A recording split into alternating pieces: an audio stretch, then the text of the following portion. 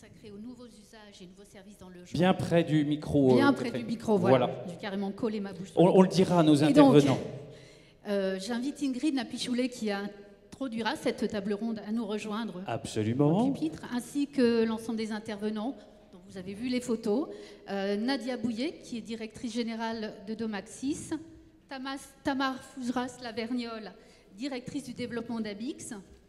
Alexandra François-Cuxac, président de la Fédération des promoteurs immobiliers. Hervé Legros, président fondateur d'Alila. Franck Lirzin, qui est directeur exécutif résidentiel chez Gessina. Et Sophie Rousseau, qui est directrice générale des opérations, c'est une info, chez Quartus. C'est une information, Catherine. Et notons ce que je signalais tout à l'heure sur les hommes et les femmes de ce secteur. On ne pourra pas reprocher à cette table ronde d'être une table ronde trop masculine, car, messieurs, nous sommes en minorité, c'est rare. Chère Ingrid, on vous laisse introduire ce débat passionnant sur Habiter autrement. Merci à tous. Je suis ravie d'être à présent face à vous pour introduire cette table ronde consacrée au Habiter autrement. Et je vais aller au vif du sujet en vous présentant très rapidement les résultats d'une enquête, d'une étude que nous avons montée l'année passée avec l'aide de Harris Interactive sur le logement idéal, rêvé, vu par les étudiants, dans le cadre de l'achat immobilier développement durable et que vous pourrez bien sûr télécharger sur le site de immobilieressec.com. Alors, il s'agit des chiffres très intéressants puisqu'on va évoquer tout à l'heure les différents services qu'on peut attendre du logement idéal et du logement idéal et des nouvelles façons de travailler, d'habiter. Je voulais juste préciser qu'il s'agit du logement à la sortie de l'école et donc pas du logement des étudiants pour les étudiants et que c'est une population que nous avons à cœur d'étudier au sein de la chaire. C'est les étudiants parce qu'en fait les étudiants ils ont encore la possibilité de réfléchir, ils ont des besoins, ils ont des envies et c'est une population qui est très rarement étudiée et à laquelle on donne très peu la parole. Voilà. Donc, je ne sais pas s'il y a des slides qui sont prévus. Si, voilà, si, ça arrive. Et je dois dire quand on passe, c'est bien ça. Alors, on va passer. Je ne sais pas pourquoi ça ne passe pas. J'ai rien du tout pour faire passer. Bon, bref. Et par ailleurs, donc, c'est un sujet qu'on aime beaucoup. Donc, je parlais des étudiants. On s'intéresse à la façon de voir la ville de demain, de voir leur logement de demain. Et j'en profite également pour dire qu'on est à quelques jours de sortir notre nouvelle enquête qui est Mon bureau de demain, qui est aujourd'hui soutenue activement par nos deux partenaires d'une nouvelle chaire de recherche que je viens de créer à l'ESSEC, la chaire Workplace Management avec l'aide de Cardam et de Nexity. Alors voilà, on va passer directement... Alors je ne sais pas pourquoi ça ne défile pas. Voilà, donc ça ce sont les enquêtes Ma ville de demain et Mon logement de demain dont je vous parlais, menée auprès d'une population d'étudiants avec l'aide de l'Institut de sondage Harris Interactive. Et on va passer tout de suite aux résultats de cette enquête Mon logement de demain parue l'année passée. Quel est le logement idéal de demain vu par les étudiants à la sortie de leurs études? Alors ce qui est intéressant, je pense qu'on va défiler toutes les slides et puis ça me permettra de faire... Voilà, on peut y aller. Allez-y, gaiement. Voilà.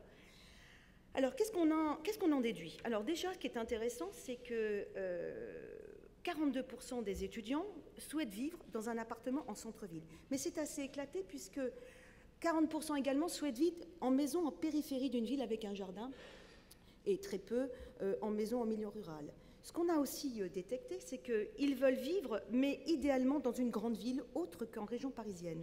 Ça nous a beaucoup marqué, notamment dans des grandes villes françaises de plus de 100 000 habitants, où on a à peu près 40% de la population qui souhaite y résider à la sortie de leur école. Alors évidemment, 6 étudiants sur 10 veulent vivre et travailler dans la ville où ils étudient. C'est très intéressant à noter. Ils ont pris plaisir à y être, ils ont découvert ces nouvelles villes, ces nouvelles métropoles dans leur vie et ils souhaitent y résider. Ce qui nous a intéressé après, c'est qu'à l'heure des smart cities et des smart buildings, on leur a posé la question du logement connecté. Et quel était leur intérêt par rapport à ces logements connectés? Est-ce qu'ils étaient déjà informés de ce qu'était un logement connecté? Oui, pour la plupart. Et qu'est-ce qu'ils attendaient comme intérêt de ces logements connectés? Et ce qui nous a surpris, et ça va revenir souvent, c'est la sécurité. La sécurité des occupants, en tout premier choix, c'est 76%. Juste après, c'est réaliser des économies d'énergie, parce que c'est bien souvent l'argument qu'on retient. Et puis, beaucoup moins, vraiment moins de 50%, c'est d'être interconnecté aux autres occupants de l'immeuble. Ceci dit, malgré cet attrait pour les logements connectés, la plupart, 8 étudiants sur 10, et on retrouve ces mêmes résultats sur notre étude comparée dans quelques jours, sont très préoccupés par l'usage des datas et des données qu'on peut récupérer à partir de ces logements. Parmi, ça c'est également un point très intéressant, parmi les principaux critères pour choisir leur logement à la sortie donc de leurs études, le principal critère en moyenne, c'est le prix bien évidemment, 95%. Et là également, en deuxième critère, c'est 89%, c'est la sécurité du quartier. Et puis, encore après, bien sûr, la proximité avec les commerces, le lieu de travail. Mais au-delà du prix, ce qui nous a beaucoup marqué, c'est à nouveau cette notion de sécurité. Et si on regarde les critères de premier choix, vraiment le premier critère en tout premier choix, tout à fait prioritaire, eh bien le premier critère retenu, c'est à nouveau la sécurité. Bien loin devant la proximité des commerces. Sécurité 48%, proximité des commerces 25%. Donc on est très surpris, la sécurité revient très souvent. Pour aller au plus vite, je passe sur la deuxième slide et la dernière slide, sur notamment une très grande préoccupation pour l'éco-responsabilité et pour ce qu'on appelle l'environnement durable, mais également pour le développement vert. Alors on va dérouler également les slides, ça sera plus rapide. Qu'est-ce qui est intéressant? On voit qu'ils accordent bien sûr une importance tout particulière aux caractéristiques écologiques et environnementales de leur logement. Et pour 90% d'entre eux, l'efficacité énergique est le critère essentiel. 75%, à 75%, donc, revient également le critère des espaces verts, très important dans le quartier, mais également sur les toits des immeubles, et notamment 54% des étudiants qui veulent un appartement en centre-ville souhaitent pouvoir avoir un jardin potager ou un espace vert dans leur logement. C'est quand même assez étonnant. On voit qu'il y a vraiment eu une acculturation à ce phénomène. La qualité de l'air, je dirais que c'est la dernière remarque, parce qu'il y en a beaucoup d'autres et je vous invite vraiment à les regarder sur notre site. La qualité de l'air est essentielle. À 12%, c'est-à-dire 7 étudiants sur 10, seraient prêts à refuser un emploi dans une ville si l'air y est de mauvaise qualité. Et 5 étudiants sur 10 si la nature n'est pas assez présente. Je vous rappelle également que pour 60% des étudiants, l'espace de travail, c'est notre autre enquête, mon bureau de demain, est essentiel et influence le choix de l'entreprise. Donc on voit bien que dans leur choix d'implantation, y compris de localisation, les qualités aujourd'hui de bien-être, de bien vivre à la fois dans sa ville mais également dans son travail est essentielle. Voilà, j'en ai terminé ici concernant ces quelques données que j'avais plaisir à partager avec vous, qui ouvrent le débat justement sur comment produire le logement de demain. Je vous donne rendez-vous sur les réseaux sociaux pour vous faire part des résultats de nos prochaines études et notamment de mon bureau de demain, la 3e édition qui sort dans quelques jours, ainsi que nos travaux de recherche, et je vous souhaite une belle table ronde. Merci beaucoup. Merci, chère Ingrid. Ces études sont toujours... Oui, on l'applaudit. Merci à vous. Merci. Alors, c'est toujours extrêmement intéressant d'avoir des études de ce type, surtout dans des populations jeunes, puisque, si j'ai bien compris, les jeunes d'aujourd'hui sont les vieux de demain. Donc il est probable que les demandes qui sont celles des étudiants d'aujourd'hui vont avoir une influence essentielle sur le logement de demain, qui est un petit peu notre sujet du jour. Et peut-être même sont-elles déjà aujourd'hui la demande des non-étudiants d'aujourd'hui. C'est pas possible qu'il y ait faisait un rapport. l'enquête, peut-être. Absolument. Alors, ce que je vous propose aux uns et aux autres, pour que le débat soit le plus vivant possible, vous savez que notre angoisse, c'est toujours des débats où les uns et les autres parlent, mais ne dialoguent peu. Je vais vous donner un challenge, comme on dit en bon français, on peut dire un défi. Hein. C'est en 3 minutes. 3 minutes. Hein. Catherine a le chronomètre et Catherine est une espèce de chronomètre vivant. Donc, au bout de 3 minutes, elle vous coupera la parole. On fait ça maintenant dans beaucoup d'endroits. Donc, de faire le pitch, comme on dit là aussi, en bon français, et de nous dire pour vous, aujourd'hui, que signifie cette thématique d'habiter autrement pour vous aujourd'hui, cette révolution des services. Qu'est-ce que ça signifie concrètement dans votre activité et dans votre aujourd'hui ? Et une chose à ajouter, toujours en bon français, vous pouvez suivre ces débats avec le hashtag TLT 2018. Donc si vous voulez vous exprimer, commenter, questionner, hashtag TLT 2018. Excellent Catherine, j'allais oublier, et moi je ne suis pas un geek comme vous. Alors je vous propose qu'on commence par ordre alphabétique. Et donc par Nadia Bouillet, directrice générale de Domaxis. Donc, habiter autrement, ces nouveaux usages, ces nouveaux services, en tant que bailleur social, comment vous les appréhendez et c'est quoi pour vous? Alors, merci beaucoup. Je vais tâcher de respecter les 3 minutes, donc je vous regarderai attentivement. Alors, en tant que bailleur social, notre première préoccupation, c'est d'améliorer les conditions de vie de nos locataires et d'offrir aussi au territoire des logements de qualité. Également, dans cette qualité, j'inclus la sécurité parce que c'est un point essentiel et on l'a vu tout à l'heure. Et donc, pour ça, moi, je voulais prendre 2 exemples ce matin pour vous dire...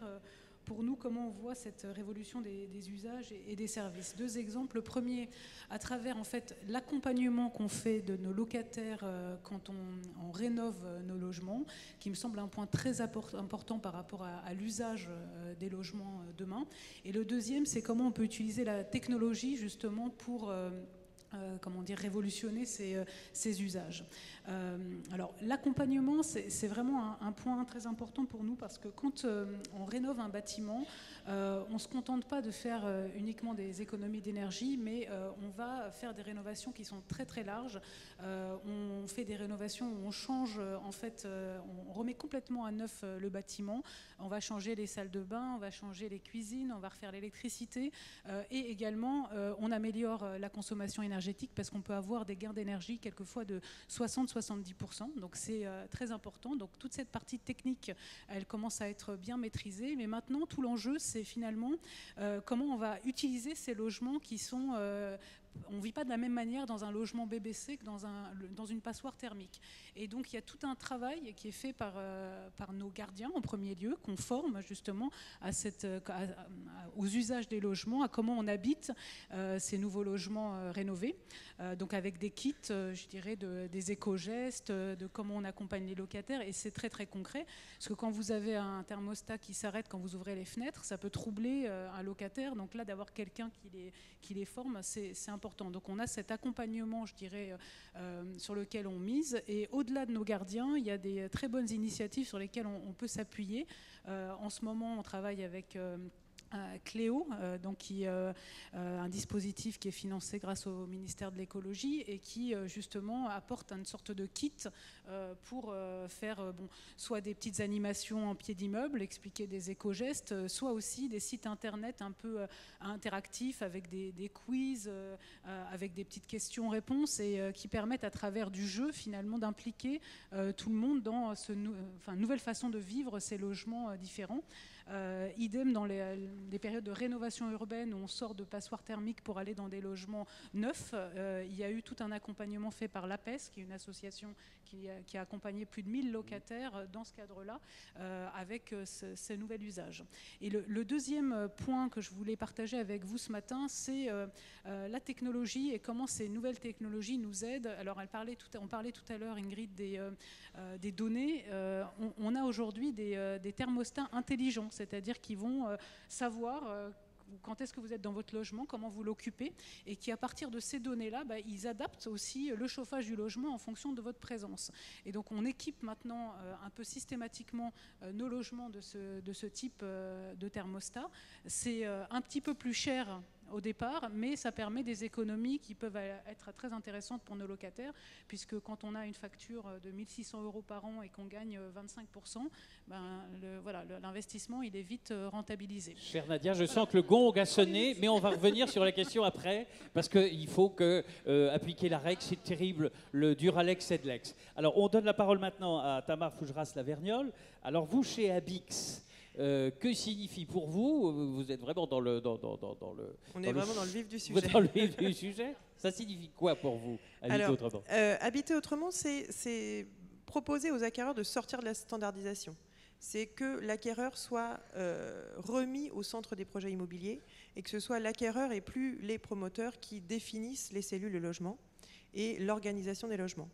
Le principe, c'est de sortir de la standardisation tout en faisant des logements qui sont revendables et qui sont toutefois classiques.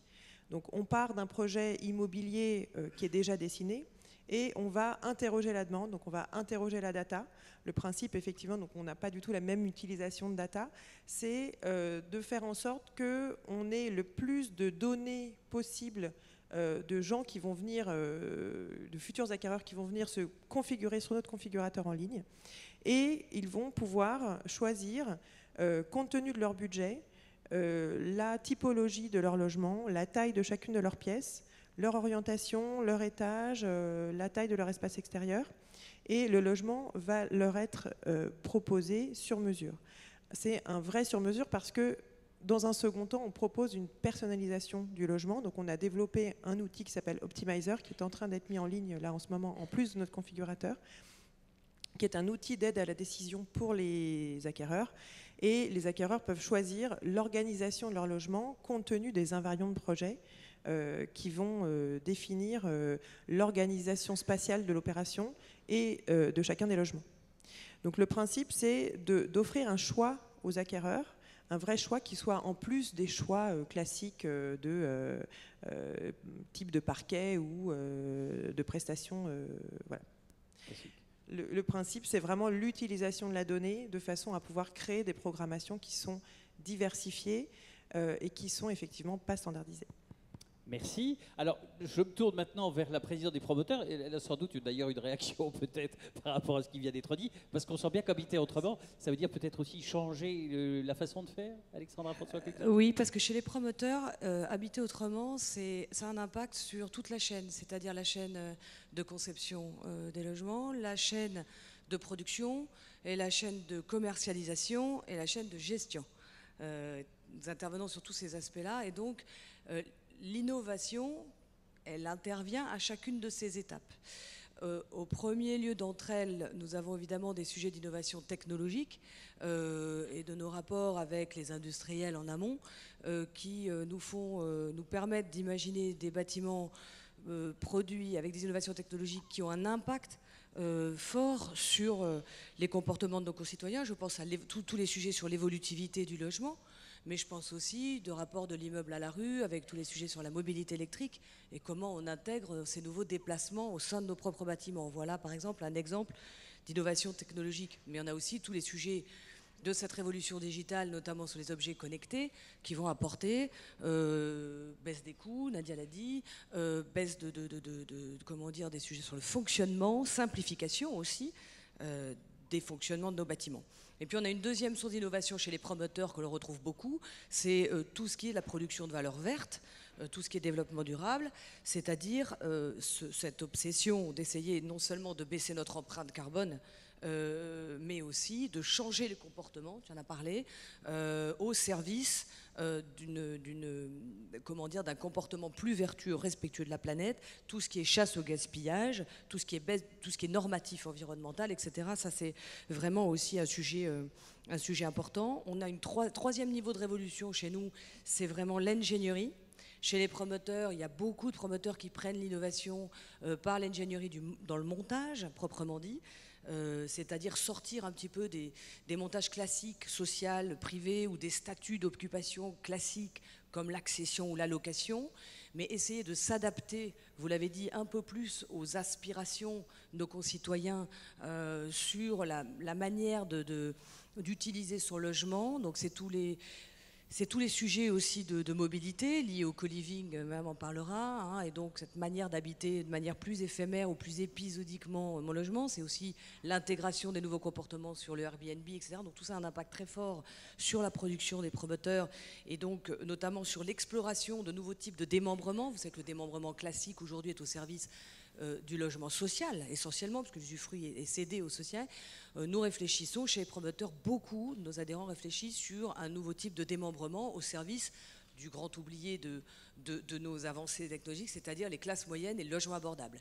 Et le sujet est véritablement d'essayer de produire par le démembrement soit du foncier et du bâti, soit de la propriété et usufruit, des nouvelles formes d'accession ou des nouvelles formes de location au service des prix. Et puis un dernier usage, mais je crois qu'on en parlera, c'est vraiment la coproduction territoriale avec les élus et les habitants. On aura l'occasion d'en parler.